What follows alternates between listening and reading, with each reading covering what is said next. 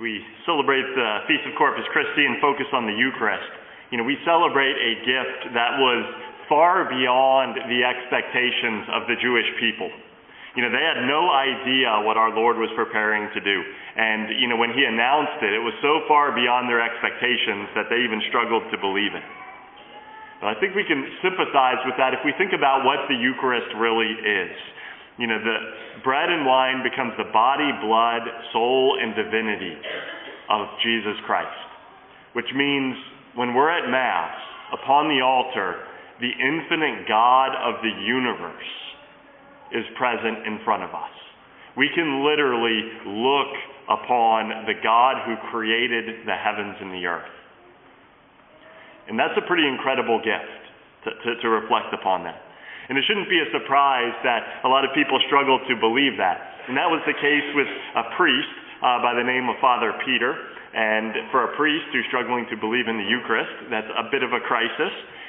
So with this individual priest, he was from Germany, and he decided, because he was struggling with faith in the Eucharist, to go on a pilgrimage to seek an answer to his struggles. And so his pilgrimage, he was ultimately planning to go to Rome. But he stopped in the city of Bolsena in Italy, and he stayed 2 days at the Church of St. Christina, and he celebrated Mass on her tomb. And as he was celebrating Mass, after he had consecrated the Eucharist and lifted up the host, before his very eyes, the host began to bleed. And drops of blood ran down the host and onto the altar cloth, the corporal that was on the altar. And so, he received a very powerful answer from our Lord to his doubts in the Eucharist. And to this very day, that corporal, which has the blood stains of the blood of Christ from the host, is carried in a procession every Corpus Christi. And so, as we reflect upon this miracle, which is the origin of today's feast day, the Pope, a year later after this miracle, declared the Feast of Corpus Christi. The miracle itself was not only beyond the expectations of the people, but the potential effects of the Eucharist, the effect that the Eucharist can have on us, is beyond our expectations.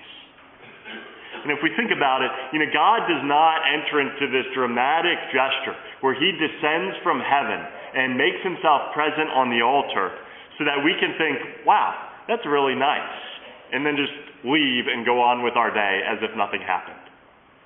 Or he doesn't do this so we can be like, wow, that's pretty amazing. Should we give him a round of applause or something and then just go on with life? It's not like some special effect in a movie that we see and we're amazed and then we just forget about it and go on. That's not why our Lord works this miracle. And he doesn't work this miracle so that we can just come to church and recite some prayers and then, just by memory and then just leave. That response would be completely out of proportion compared to the gift that's given. Jesus instituted this incredible sacrament, which was beyond anybody's expectations, because he desires an effect in us that's incredible and beyond our expectations.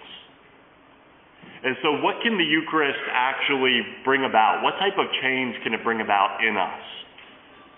If we think about ordinary food, why do we eat ordinary food? We eat ordinary food because it gives us the nutrients and the energy that we need to live our daily lives and to move and do everything that we need to do. The Eucharist provides us with nourishment on a different level.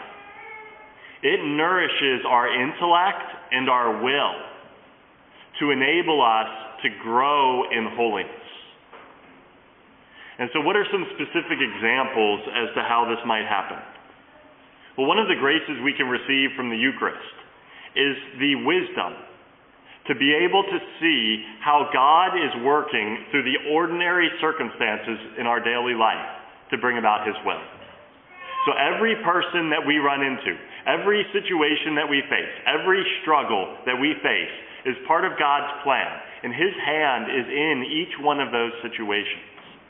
And the Eucharist can enlighten our minds with the spirit of wisdom to be able to see how God is at work in those situations. And then the ability to discern how the Lord wants us to act. What does he want us to do in this situation?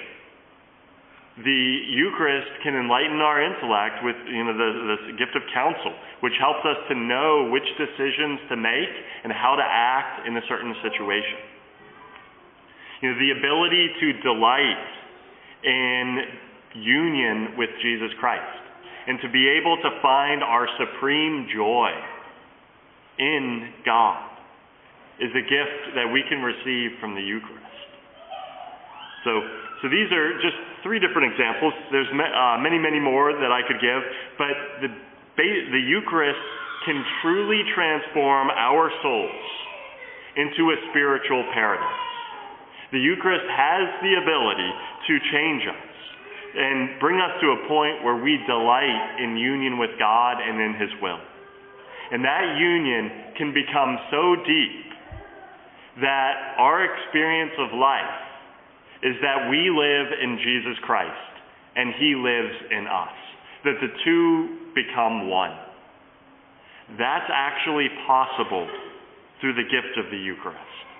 The Lord gives us an incredible sacrament because he desires incredible effects within us. Now, those effects are not generally going to happen in an instant. It's not like we're going to come and spend 5 seconds in the presence of the Eucharist and be completely transformed. That's entirely possible, but usually it doesn't happen that way. The union found in the Eucharist is the fruit of a commitment of time spent in the presence of the Eucharist. Usually it's a gradual conversion over the course of many months and many years. But at each step along the way, the Lord provides various graces and delights, because our Lord has infinite wisdom. And when we spend time in the presence of the Eucharist, he knows in his wisdom how to guide us and how to nurture us spiritually. He knows that perfectly. And so when we spend time in the Eucharist, we're under the capable hands of our Lord as he guides us deeper and deeper in the path of holiness. In the gospel, our Lord multiplied loaves, and this was natural bread that our Lord multiplied. But the gospel says that the crowds ate and were satisfied. The satisfaction that our souls can experience in the Eucharist is incredible. We are actually given at different times slight glimpses of divinity, of the God of infinite goodness. And so there are treasures and delights that are found as we discover the riches of the Eucharist that are beyond expectation. And so a good question for us to ask is, what if our Eucharistic devotion isn't where it needs to be? And we could probably all say that. It's not as deep as it needs to be. Where do we start?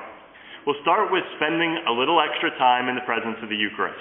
Come to Mass early, or come to church during the week when the doors are open and spend some time in prayer, or go to Eucharistic adoration, which we offer weekly.